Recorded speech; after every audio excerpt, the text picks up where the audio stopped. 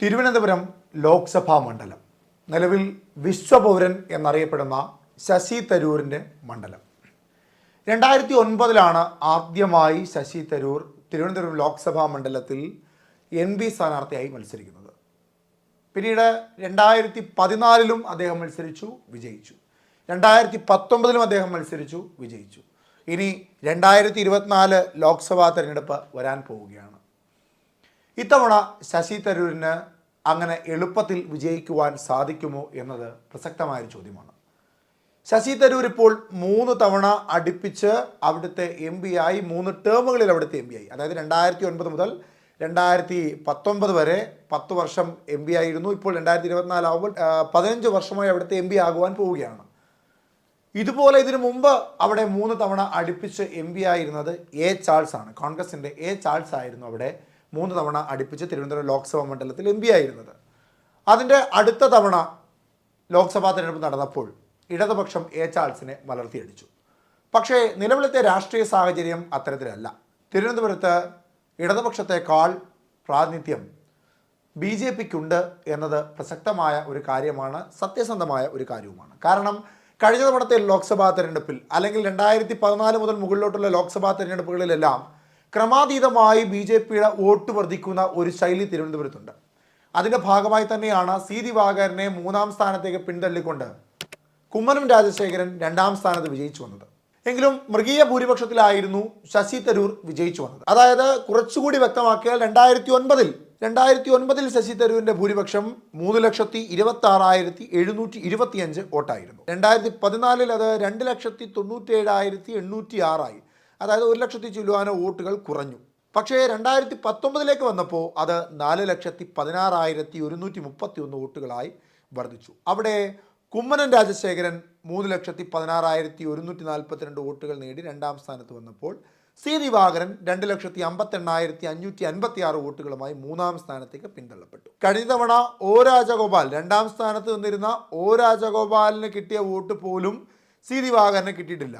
അതായത് 2,82,336 വോട്ടായിരുന്നു O രാജഗോപാലിനുണ്ടായിരുന്നത്. അന്ന് ബെന്നി എബ്രഹാമിന് 2,48,941.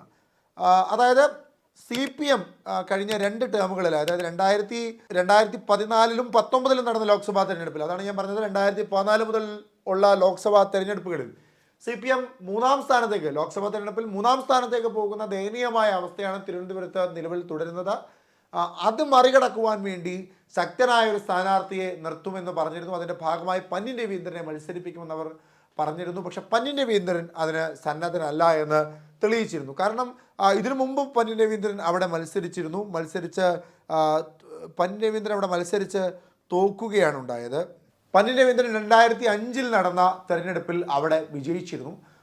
ആ ഒരു പ്രാധാന്യം പന്ന്യൻ രവീന്ദ്രന് തിരുവനന്തപുരത്തുണ്ട് എന്ന കൃത്യമായ ബോധ്യത്തിന് പുറത്ത് തന്നെയാണ് വരാൻ പോകുന്ന ലോക്സഭാ തെരഞ്ഞെടുപ്പിൽ ഇടതുപക്ഷം പന്ന്യൻ രവീന്ദ്രനെ മത്സരിപ്പിക്കുവാനുള്ള തീരുമാനത്തിലേക്ക് എത്തിയത്. പക്ഷേ അദ്ദേഹം അതിന് സന്നദ്ധനല്ല എന്നറിയിക്കുകയും ചെയ്തു. അതിന് പ്രധാനപ്പെട്ട കാരണം സ്വാഭാവികമായും തിരുവനന്തപുരത്ത് ശശി തരൂരിനെ മലർത്തിയടിക്കുവാൻ വേണ്ടി BJP രംഗത്തിറക്കുക കുമ്മനം രാജശേഖരനെ പോലെ, അല്ലെങ്കിൽ കുമ്മനം രാജശേഖരനേക്കാൾ ശക്തനായ ഒരു സ്ഥാനാർത്ഥിയായിരിക്കും. നിലവിലത്തെ സാഹചര്യത്തിൽ പത്തനംതിട്ട ലോക്സഭാ മണ്ഡലത്തിൽ PC ജോർജ് അല്ലെങ്കിൽ ഒന്നെങ്കിൽ PC ജോർജ് അല്ലെങ്കിൽ കുമ്മനം രാജശേഖരൻ എന്ന തീരുമാനത്തിലാണ് നിലവിൽ BJP വന്ന് നിൽക്കുന്നത്. അതുകൊണ്ട് തന്നെ ഒരു പക്ഷേ പത്തനംതിട്ടയിലായിരിക്കും കുമ്മനം രാജശേഖരനെ പരിഗണിക്കുക.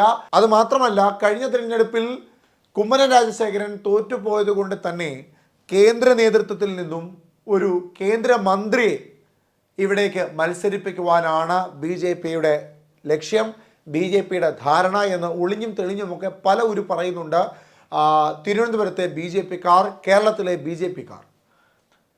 അതുകൊണ്ട് തന്നെയാണ് ആരായിരിക്കും സ്ഥാനാർത്ഥി എന്ന് അവർ നേരത്തെ വെളിപ്പെടുത്താത്തത്. കഴിഞ്ഞ ദിവസം BJPയുടെ കമ്മിറ്റിയിൽ അവരെടുത്ത ഏറ്റവും പ്രധാനപ്പെട്ട ഒരു തീരുമാനം, ഏറ്റവും ആദ്യം സ്ഥാനാർത്ഥികളെ നിർണയിച്ചുകൊണ്ട്, വിജയസാധ്യതയുള്ള ലോക്സഭാ മണ്ഡലങ്ങളിൽ സ്ഥാനാർത്ഥിയെ നിർണയിച്ചുകൊണ്ട് അവിടെ സ്ഥാനാർത്ഥിയെ രംഗത്തിറക്കി വിജയിക്കുക എന്ന തന്ത്രമായിരുന്നു.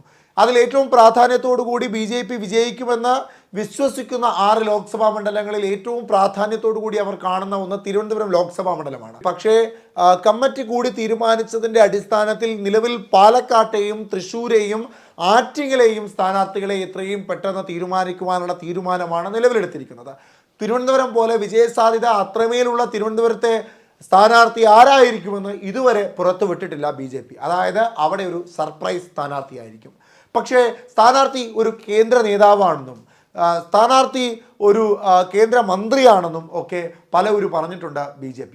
അങ്ങനെ വരുമ്പോൾ തിരുവനന്തപുരത്ത് വിജയസാധ്യതയുള്ള BJPയുടെ സ്ഥാനാർത്ഥി ആരായിരിക്കും എന്നുള്ളതാണ് വളരെ പ്രധാനപ്പെട്ട ഒരു കാര്യം. അവിടെ നിലവിൽ കേന്ദ്ര ധനകാര്യ വകുപ്പ് മന്ത്രിയായ നിർമ്മല സീതാരാമനെ രംഗത്തിറക്കുവാനുള്ള സാധ്യത വളരെ ഏറെയാണ്.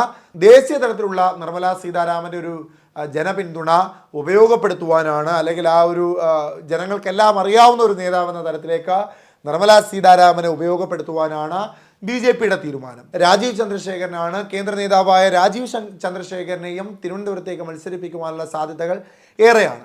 അങ്ങനെ വന്നാൽ കഴിഞ്ഞ 3 ടേം അടുപ്പിച്ച് ഇവിടെ വിജയിച്ചു വരുന്ന ശശി തരൂരിന് വരാൻ പോകുന്ന ലോക്സഭാ തിരഞ്ഞെടുപ്പിൽ 2024 അംഗത്തിൽ കടപുഴകി വീഴേണ്ടി വരുമോ എന്നത് വളരെ പ്രധാനപ്പെട്ട ഒരു കാര്യമാണ്. അവിടെ ശശി തരൂരിനെ പോലെ 3 തവണ വിജയിച്ചു വന്ന ചാൾസിനെ മലത്തിയടിച്ചത് ഇടതുപക്ഷമാണെങ്കിൽ ഇവിടെ 3 തവണ വിജയിച്ചു നിൽക്കുന്ന ശശി തരൂരിനെ മലത്തിയടിക്കുവാൻ പോകുന്നത് കേന്ദ്രത്തിൽ നിന്നുള്ള നേതാക്കന്മാരായ നിർമ്മല സീതാരാമനോ രാജീവ് ചന്ദ്രശേഖരനോ ആയിരിക്കുമെന്ന ചില വാർത്തകൾ BJPയുടെ ചില കേന്ദ്രങ്ങളിൽ നിന്ന് അറിയുന്നുണ്ട്. ഇവിടെ CPI അല്ലെങ്കിൽ ഇടതുപക്ഷം അപ്രസക്തമാകുകയാണോ എന്നത് ശ്രദ്ധിക്കേണ്ട ഒരു കാര്യമാണ്.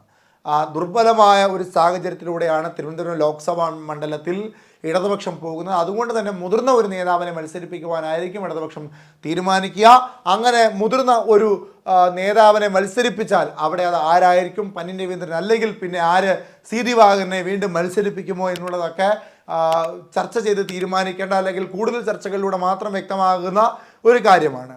ഇവിടെ നിലവിലത്തെ MP ആയ ജോൺ ബ്രിട്ടാസ്, ഇടതുപക്ഷത്തിൻ്റെ MP ആയ ജോൺ ബ്രിട്ടാസ് BJP തിരുവനന്തപുരം പിടിക്കും, ആ തിരുവനന്തപുരം പിടിക്കുവാൻ വേണ്ടി ഒരു കേന്ദ്ര നേതാവിനെ കൊണ്ടുവരുമെന്ന് പറഞ്ഞപ്പോൾ അതിന് അദ്ദേഹം നൽകിയ മറുപടി സ്വാഗതം ചെയ്യുന്നു എന്ന് തന്നെയാണ്. സ്വാഗതം ചെയ്യുന്നു, കേന്ദ്ര നേതാക്കന്മാരെ തിരുവനന്തപുരത്തേക്ക് മത്സരിക്കുവാൻ ജോൺ ബ്രിട്ടാസ് സ്വാഗതം ചെയ്യുന്നു.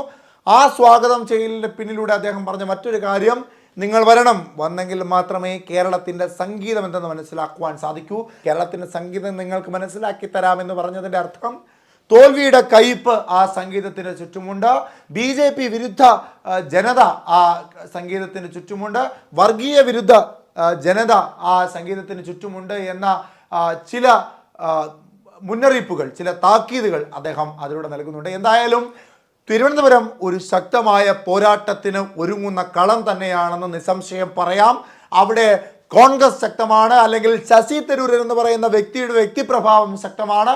ആ വ്യക്തിപ്രഭാവത്തെ മലർത്തിയടിക്കുവാൻ BJPയുടെ ശക്തിക്ക്, തിരുവനന്തപുരത്തെ ശക്തിക്ക് സാധിക്കുമോ എന്നുള്ളത് വളരെ പ്രസക്തമായ ഒരു കാര്യമാണ്. പക്ഷേ ശ്രമിച്ചാൽ ലഭിക്കാത്തതല്ല BJPക്ക് തിരുവനന്തപുരം എന്ന ഒരു ഉറച്ച ആത്മവിശ്വാസം അവർക്കുണ്ട്. ഇടതുപക്ഷത്തെ സംബന്ധിച്ചിടത്തോളം വേരുള്ള ലോക്സഭാ മണ്ഡലം തന്നെയാണ് തിരുവനന്തപുരം. അവിടെ ആരായിരിക്കണം സ്ഥാനാർത്ഥി എന്ന് നിർണ്ണയിക്കുമ്പോൾ ശ്രദ്ധയോടുകൂടി നിർണ്ണയിച്ചാൽ വിജയിക്കുവാനുള്ള സാധ്യത ഇടതുപക്ഷത്തിനുമുണ്ട് എന്നത് വളരെ പ്രധാനപ്പെട്ട ഒരു കാര്യമാണ്. എന്തായാലും ലോക്സഭാ തെരഞ്ഞെടുപ്പിൽ ആര് വിജയിക്കും, നിർമ്മല സീതാരാമനും രാജീവ് ചന്ദ്രശേഖരനും മത്സരിക്കുമോ, ആരൊക്കെ ആയിരിക്കും സ്ഥാനാർത്ഥി എന്നുള്ള നിങ്ങളുടെ അഭിപ്രായങ്ങളൊക്കെ കമൻറ്റ് ബോക്സിൽ രേഖപ്പെടുത്തുക.